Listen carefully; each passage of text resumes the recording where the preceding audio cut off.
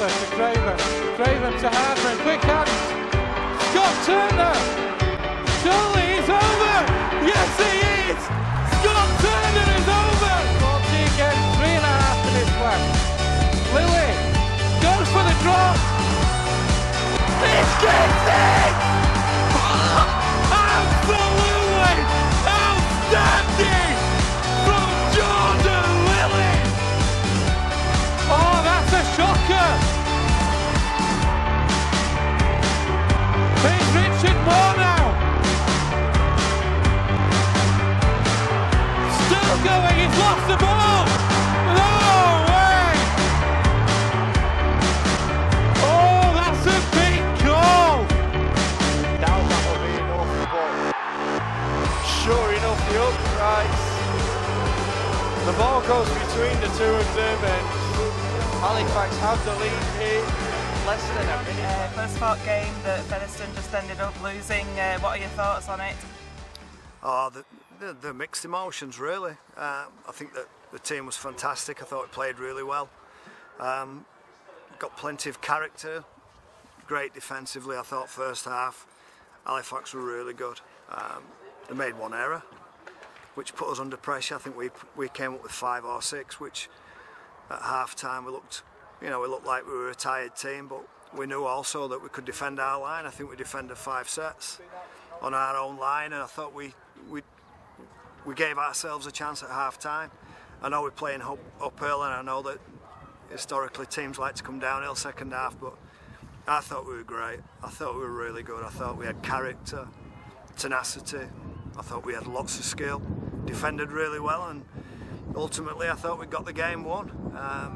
But when the kick-off happened and Halifax got the ball back, I knew then that we were hoping for an error from them and not from us. So the 2 points have gone. We're disappointed with that, obviously, because I thought we deserved to get something out of the game. And that first 20 minutes, Halifax really did put Featherstone under pressure, didn't they? And how tired were the bodies at half-time in that changing room, and how difficult was it to get them back up for that second half, knowing that you're going to be going up the slope? Yeah, that first 20 minutes was obviously tough, and Halifax completed the sets well. They kicked really well.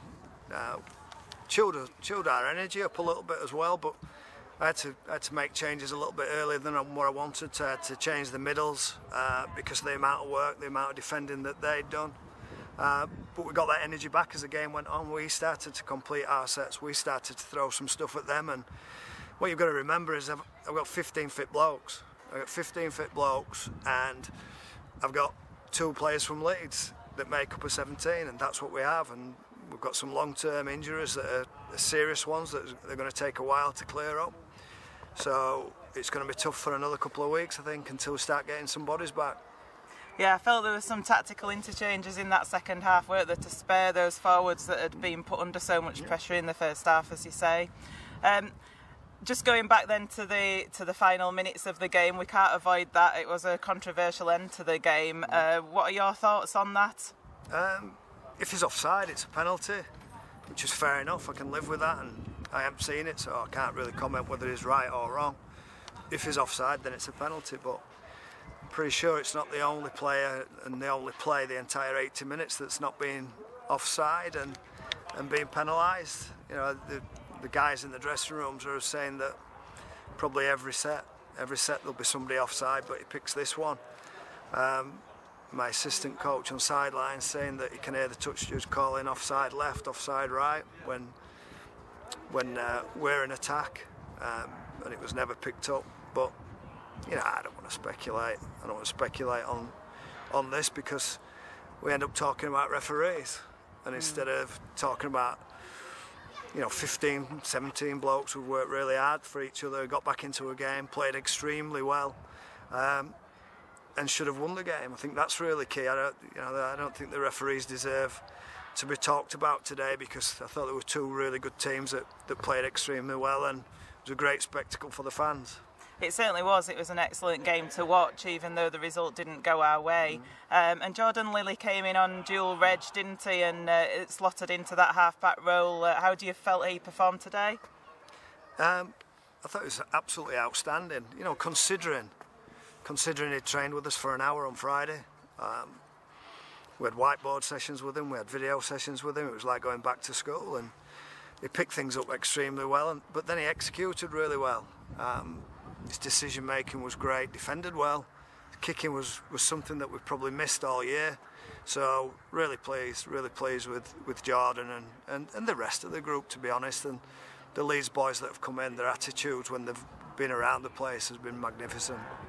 And how much of a challenge is it to lose those pivotal players that we've had? You know, I mean, we had Wildy at the beginning of the season, and now Briggs and Thackeray and then Briggs, and bringing players in on dual reg. How much of a challenge is it for you to be able to manage that? It's like a business, losing the chief executive, losing the head of the sales department, head of the HR department.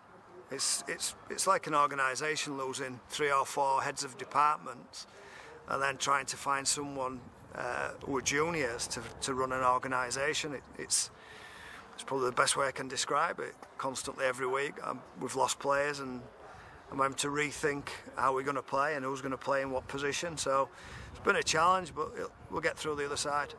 And I think it's a testament to the team spirit as to how the team has reacted to those big injuries, really, and you know, it's good that has happened.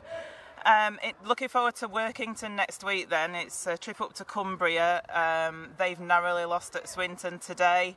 How's our team looking for going up there next week? It's too early to say, but I don't think we picked up any serious injuries today. I think we'll be reliant on Leeds, and maybe if we can pick up a couple of players from Leeds, that'd be great. But probably we'll roll around with the same 17. And how are the longer term injuries looking, such as Thackeray and Briggs? Is there any more news on those? Is it as it was, sort of 4 to 6 weeks out? Briggs is probably 6 to 12 weeks. Okay. The initial prognosis is worse, as we've had a second opinion, and the initial prognosis was 4 to 6, but now looking like 6 to 12. That's a real serious one. Colton Roach is a couple of weeks. Thackeray's already been out a couple, so he's going to be another 2 weeks. Snitch has been out 10 weeks, and looks like I don't know how long he's going to be before he's back. Wildy's out indefinitely. So we're not just picking injuries up, we're picking injuries up where blokes are out for weeks and weeks on end. But I think we need to keep the team spirit going, don't we, really? That's the main thing. The thing for me is that I'm trying to build a culture here of professionalism and of blokes who work hard for each other and who've got lots of skill and grow to love the club as well. I think it's really important that they understand the history of the club and understand the obligations that they have, and the guys have bought into the club who've come in, who are brand new and who have done, you know, who've worked, say for example the Sheffield guys have been great, you know, although they've been at Sheffield for a long time, they've come in and contributed brilliantly and have been magnificent for us, as has Griffin and Thackeray. Those guys have been absolutely awesome for us. So we've got to dust ourselves down. We know we're disappointed, we've got a bit of taste in our mouth, but we've got to go again. John, thank you very much. Cheers, thanks.